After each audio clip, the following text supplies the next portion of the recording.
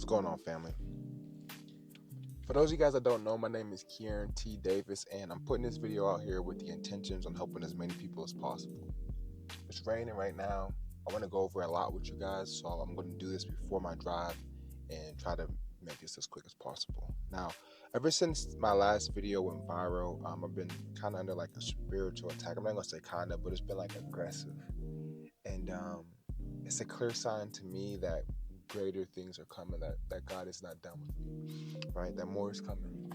So I want to put this message out here, and I think this message is going to turn it up even more. So before we begin, Father God, I pray that you use me to speak through me in a way that allows this video to resonate, connect, and reach those for whom this video is intended for. Less of me, more of you. I pray that this video reaches soft hearts and open minds, and we can raise the spirits of everyone. In Jesus' name I pray, amen. So let's lock in. If you believe this, you'll be poor forever. And when I talk about even too with spiritual warfare, guys, I want to debunk this myth on wealth that the enemy has been confusing Christians with. And all I can do is start here with you guys on my channel, right? So let's talk about it. All of these scriptures I'm going to pull up are NIV translation. So first thing, and you guys heard this before. Kind of slouched down and stuff. You guys heard this before, but 1 Timothy 6:10. It says, "For the love of money is a root of all kinds of evil. Some people, eager for money, have wandered from the faith and pierced themselves with many griefs." This is such a big scripture. For the love of money is the root of all kinds of evil. You see, this gets confused and lost in translation. And I'm going to tell you why, because God never contradicts. He never contradicts.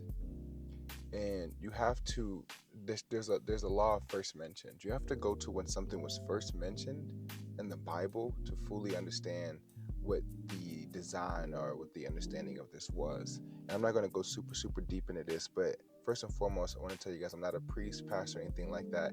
I'm a God-fearing individual, God-loving individual, and I'm just following what God is requesting of me and being obedient. And at times, that's with me going on my journey and finding further understanding on certain things. And I know it would benefit you guys as well. So I want to share these messages with you. So,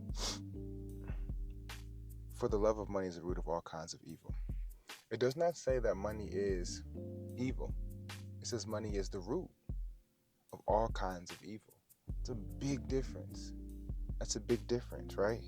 Like, for example, a lot of murders and things happen over women, but women aren't evil, But for the love of women, like a lot of evil comes from that, right? That's what that makes me understand. That simple comparison right there, right? And it even says some people eager for money have wandered from the faith and pierced themselves with many griefs. That God is warning you to not run away, to not go stray from the word, to not stray from his teachings, to not stray from his love, to not stray from his guidance in pursuit of wealth. So many people go on their journey to become wealthy and they just turn on God. Like, oh God, you're not helping, you're not working fast enough, you're not, and they don't want to follow God's plan for their life. They don't want to follow God's plan for their life, so they try to go do it on their own. So they stray away, have wandered from the faith, and pierced themselves with many griefs. Now they're struggling and they're suffering, and they're gonna have to go back to God to grow from there, because they can't do it on their own. And that's the difference, right? So this is what 1 Timothy 6:10 is warning us, that the love of money is the root of all kinds of evil, that people will go do many things for money. And one of the main things it says, some people eager for money have wandered from faith. God doesn't want you to turn away from your faith. He doesn't want you to turn away from him for the pursuit of wealth, right? Next, let's move on. Matthew 19:23-26. It's another popular one. NIV translation. Then Jesus said to his disciples, "Truly I tell you, it is hard for someone who is rich to enter the kingdom of heaven. Again I tell you, it is easier for a camel to go through the eye of a needle than for someone who is rich to enter the kingdom of heaven." When the disciples heard this, they were greatly astonished and asked, "Who then can be saved?" Jesus looked at them and said, "With man, this is impossible, but with God, all things are possible." Now, this is a very controversial topic here in Scripture and regarding wealth as well. But Jesus said to his disciples, "Truly I tell you, it is hard for someone who is rich to enter the kingdom of heaven." Here it does not say that it is impossible, it is unheard of, or it will never happen, right? The Bible speaks on many things that will stop people from that will be hard for you to get to heaven, right? One of the main things that's been sticking out to me in my recent readings the last few days is like being proud. People who are like arrogant, who are self-centered or self-indulgent. It says God disdains this type of individual. But people are running around the world acting like they're better than other people, but they don't use that. They don't talk about that. But these same people will tell you, "Oh, it's hard. It's hard for someone who is rich to enter the kingdom of heaven." Let's just go ahead and say this. It's hard in general to enter the kingdom of heaven. Did you not read Leviticus?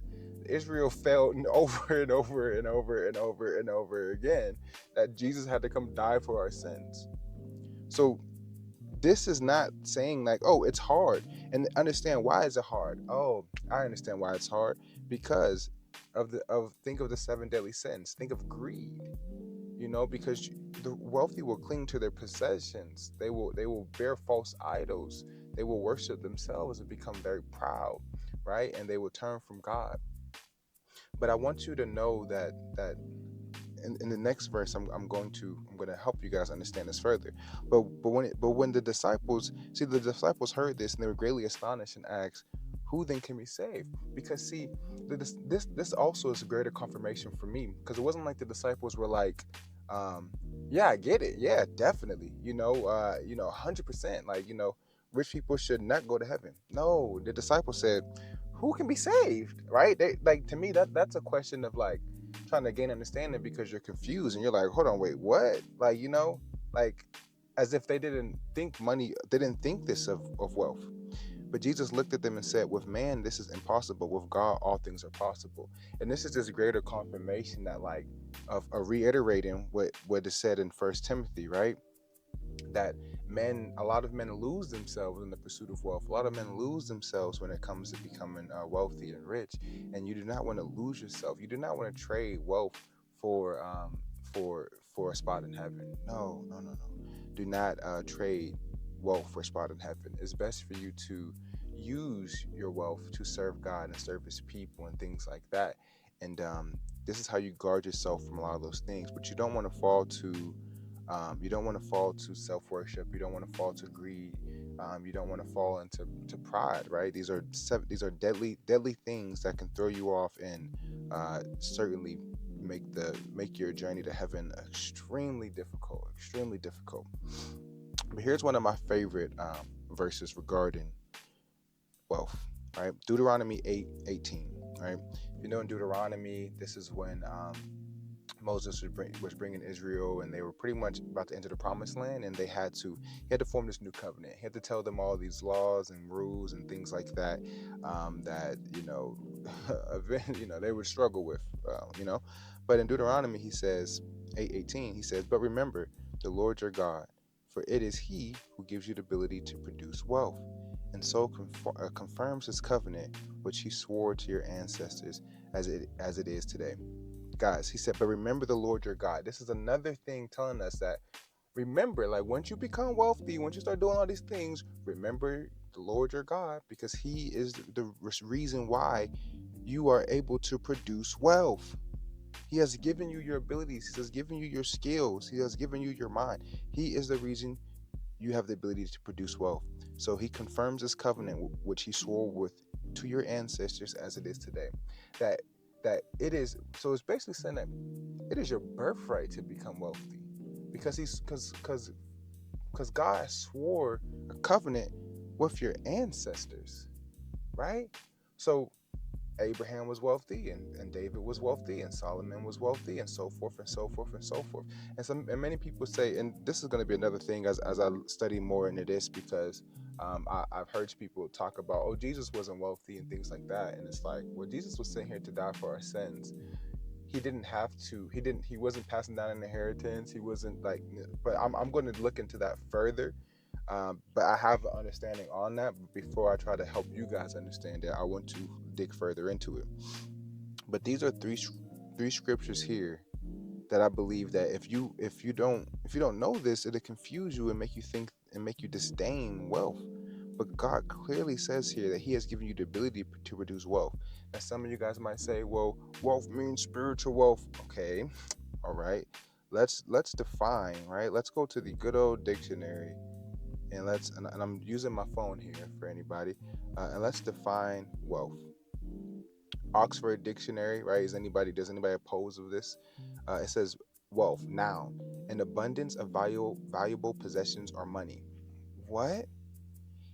And okay, so possessions. God didn't say you can't have possessions. He said don't love them. Don't love them, because people start to love their possessions more than they love God. It says or money. That's the definition, guys. A lot of these words have more meanings and things like that. Okay. Then it says the state of being rich, material prosperity, right? Okay. And then it says plentiful supplies of a particular resource. So rich in resources, rich in mineral, rich in supplies. Okay. And then it says a plentiful supply of a particular desirable thing, right? This is how wealth is defined.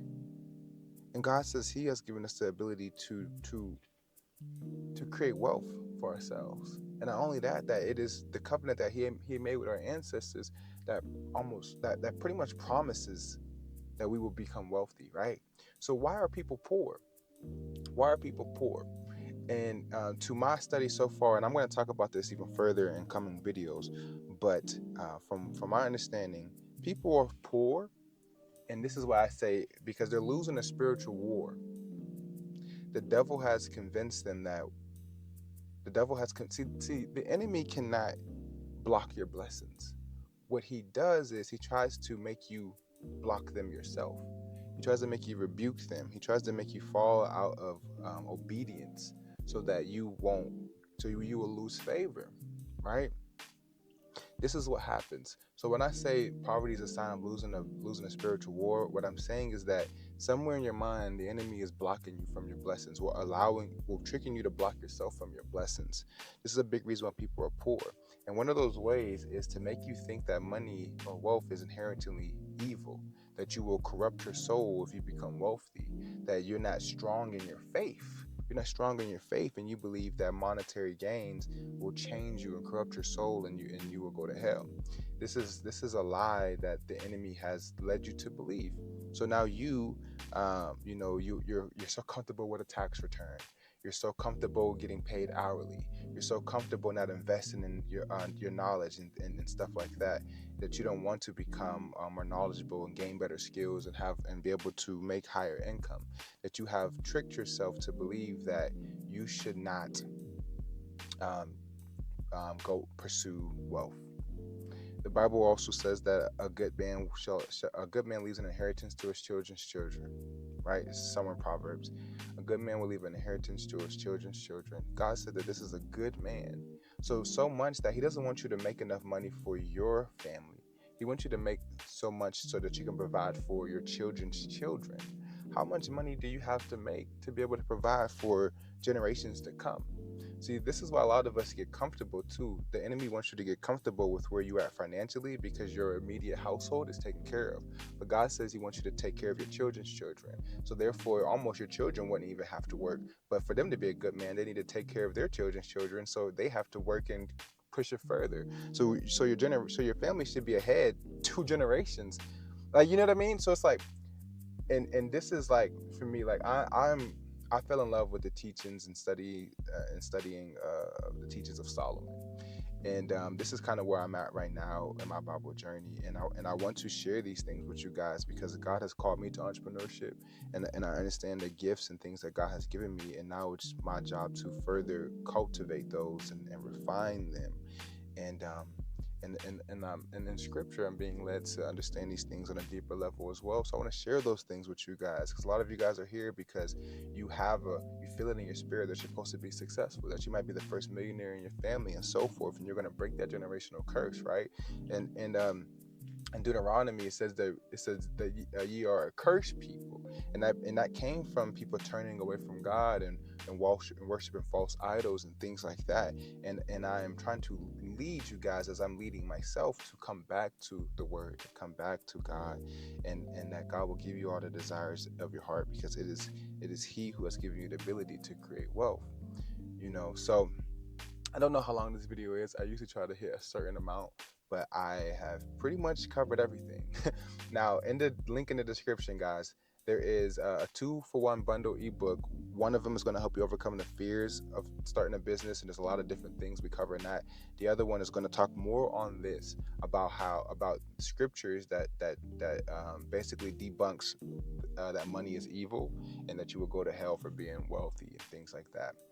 Also, my website should be ready in the link in the description, KieranTDavis.com, where you guys can book a coaching call with me, and we can discuss this and help you guys start to break a lot of these chains and limiting thoughts that the enemy has been hardwired into your mind. So we have to rewire your thinking, and we're going to be able to use scripture for that as well. So it's time for everybody to fall in line to their mandate, and what God is calling you to, using your gifts, using your skills, using your abilities and strengths. And I am just being obedient and showing up. So I love you guys. Take care of yourselves, and I will talk to you tomorrow.